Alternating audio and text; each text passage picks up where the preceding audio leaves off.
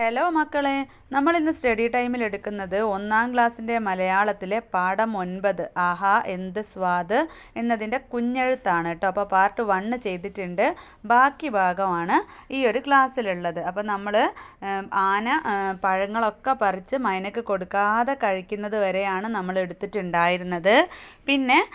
പിന്നെയുള്ള പേജിന് നമ്മൾ അതിൻ്റെ മുൻപായിട്ട് ഈ ഒരു ചിത്രം, നമ്മൾ ടെക്സ്റ്റ് ബുക്കിലുള്ള ഈ ഒരു ചിത്രം കാണിക്കേണ്ടതുണ്ട്. കാരണം ആന വീണ്ടും പഴക്കുല കഴിക്കുകയാണ്. പഴക്കുല കഴിക്കുന്ന സമയത്ത് ആനയുടെ വയറ്റിലേക്ക് നമ്മുടെ മൈന പോവാണ്. ആ ഒരു കഥ മക്കൾക്ക് ടെക്സ്റ്റിൽ വായിച്ചത് ഓർമ്മയുണ്ടല്ലോ. അതിൻ്റെ ബാക്കിയായിട്ടാണ് ഇതിലെ പ്രവർത്തനം വരുന്നത്.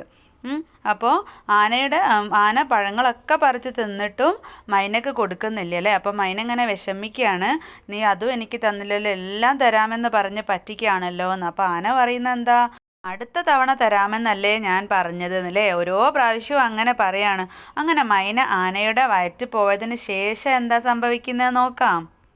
ആന ഭയങ്കര കരച്ചിലാണ്. ആരോ വയറ്റിൽ കൊത്തുന്നേ, ഓഹോ വേദന വേദന, ഭയങ്കര വേദന, സഹിക്കാൻ പറ്റുന്നില്ല. അപ്പോൾ ജിറാഫ് എന്താ ചോദിക്കുന്നത്, എന്തിനാ കരയുന്നത്, എന്ത് പറ്റി അല്ലേ. അപ്പോൾ എന്താണ് നടന്നത് എന്ന് നമ്മൾ താഴെ എഴുതണം. ആനയും മൈനയും പഴങ്ങൾ തേടി പുറപ്പെട്ടു. ആന ചക്കപ്പഴം, മാമ്പഴം, കൈതച്ചക്ക എന്നിവ പറിച്ചു. മൈനയ്ക്ക് പിന്നെ തരാമെന്ന് പറഞ്ഞ് കഴിച്ചു. അടുത്ത പേജിൽ എന്താ തന്നിട്ടുള്ളത്, ആന എന്നിട്ട് ഡാഷ് ഡാഷ് തന്നിട്ടുണ്ട് അല്ലേ. പിന്നെ താഴെ എന്ത് നല്ല സ്വാദ്, ആഹാ ഓഹോ ആന നോക്കിയപ്പോൾ, പിന്നെ ഡാഷ് ഇട്ട് ലാസ്റ്റ് ഒരു ക്വസ്റ്റ്യൻ മാർക്കും ഉണ്ട് അല്ലേ. അപ്പം നമുക്ക് എന്ത് പൂരിപ്പിക്കാം.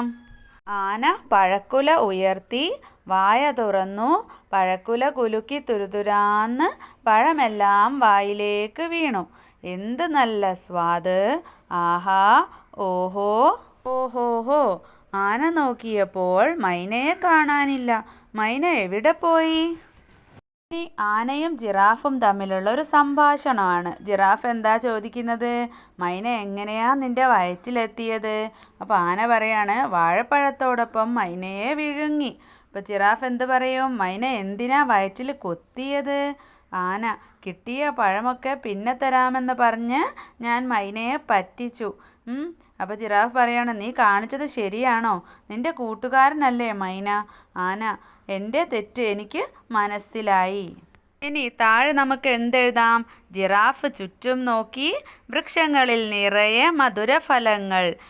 ഒത്തിരി മൃഗങ്ങളും പക്ഷികളും വന്നിട്ടുണ്ട്, എല്ലാവർക്കും മധുരഫലങ്ങൾ വേണേ. അടുത്തത് പൂരിപ്പിക്കാനാണ്.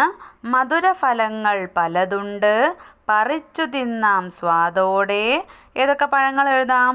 ആഞ്ഞിലിപ്പഴം, അമ്മൂമ്മപ്പഴം, ഇത്തിപ്പഴം, ഇലഞ്ഞിപ്പഴം, പപ്പായപ്പഴം, പഞ്ചാരപ്പഴം, മാതളപ്പഴം, മൾബറിപ്പഴം, സീതപ്പഴം, ഉള്ളിച്ചാമ്പ, പനിനീർ ചാമ്പ, ആപ്പിൾ ചാമ്പ, ചക്ക, മാങ്ങ, മാങ്കോസ്റ്റീൻ, സപ്പോട്ട, പേരയ്ക്ക, ഓറഞ്ച്, പലതുണ്ട്. പറിച്ചു തിന്നാം സ്വാദോടെ. എന്ത് സ്വാദ്, എന്ത് ഗന്ധം, ആഹാ ഓഹോ ഓഹോഹോ. അടുത്തത് കൂട്ടിച്ചേർക്കാനാണ്. പപ്പായപ്പഴം, പഞ്ചാരപ്പഴം, ഓറഞ്ച്, മാങ്കോസ്റ്റീൻ, മാതളപ്പഴം, മൾബറിപ്പഴം, സീതപ്പഴം, സപ്പോട്ട, ആപ്പിൾ ചാമ്പ, പേരയ്ക്ക. പിന്നെ നമുക്ക് എന്തൊക്കെ എഴുതി കൊടുക്കാം. ചക്ക, മാങ്ങ, ഉള്ളിച്ചാമ്പ, പനിനീർ ചാമ്പ, ആഞ്ഞിലിപ്പഴം, അമ്മൂമ്മപ്പഴം, ഇത്തിപ്പഴം, ഇലഞ്ഞിപ്പഴം. അങ്ങനെ മക്കൾക്ക് പഴങ്ങളുടെ പേരുകൾ കൂട്ടിച്ചേർക്കാം. അപ്പോൾ ഈ ഒരു പാഠഭാഗത്തെ പ്രവർത്തനങ്ങൾ ഇത്രയേ ഉള്ളൂ. പാർട്ട് 1 ആവശ്യമുള്ളവർ അത് കാണുക. അതിൻ്റെ ക്ലാസ് ആവശ്യമുള്ളവർ അതും പ്ലേലിസ്റ്റ് ഒന്ന് ചെക്ക് ചെയ്താൽ മതി കേട്ടോ. ക്ലാസ് 1 കുഞ്ഞെഴുത്ത് നോക്കുകയാണെങ്കിൽ നിങ്ങൾക്ക് ഈ ഞാനിട്ട മലയാളത്തിൻ്റെ കുഞ്ഞെഴുത്ത് മാത്രം കിട്ടും. ഇനി ക്ലാസ് 1 മലയാളം നോക്കുകയാണെങ്കിൽ മലയാളം ക്ലാസ്സുകൾ കിട്ടും. ഇനി മറ്റ് ക്ലാസ്സുകൾ ഇതാണെങ്കിലും നിങ്ങളൊന്ന് കയറി ചെക്ക് ചെയ്യുക കേട്ടോ. അപ്പോൾ സ്റ്റഡി ടൈമിൻ്റെ ക്ലാസ് ഉപകാരപ്പെട്ടിട്ടുണ്ടെങ്കിൽ ലൈക്ക് ചെയ്യാനും ഷെയർ ചെയ്യാനും സബ്സ്ക്രൈബ് ചെയ്യാനും മറക്കരുത്. മറ്റൊരു ക്ലാസ്സിൽ കാണാം.